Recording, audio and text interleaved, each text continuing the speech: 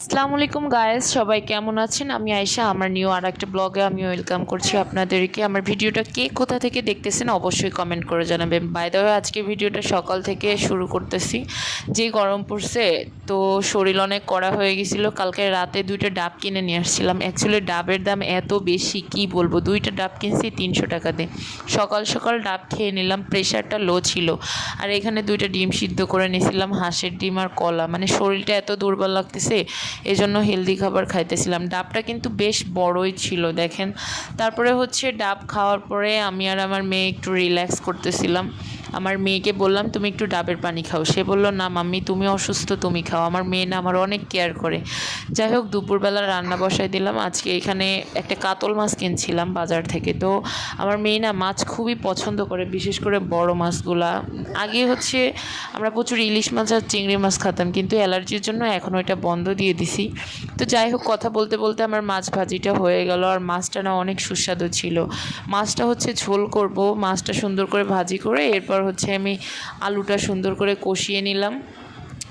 কষিয়ে নিয়ে তারপর হচ্ছে এই যে সুন্দর করে মাছের তরকারিটা রেডি হয়ে গেছে। বাই দ্য ওয়ে, অন্য ক্লিপ নিতে আমার মনে ছিল না, আসলে খুবই বিজি ছিলাম।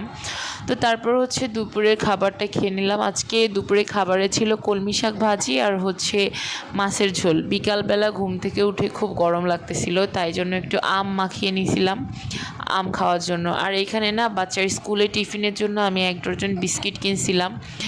বিস্কিটটা হচ্ছে, এই বিস্কিটটা আমার মেয়ে খুবই পছন্দ করে, আর ও কিছুদিন ধরে মিষ্টি খাবো মিষ্টি খাবো বলতেছিল। তাই এই যে কিছু মিষ্টি রাজভোগ কিনছিলাম আর একটা টোস্ট, এইগুলো কিনছিলাম আমি না।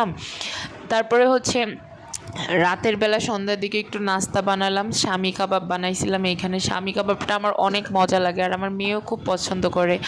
তারপরে ওইখান থেকে গেছিলাম, আমি হচ্ছে পরের দিন গেছিলাম একটু আড়ংয়ে। আমার কিছু জিনিস কেনার ছিল। আড়ংয়ে গেলে আমার মনে হয় কি হোম ডেকোরের যত কিছু আছে সব কিছু কিনে নিই।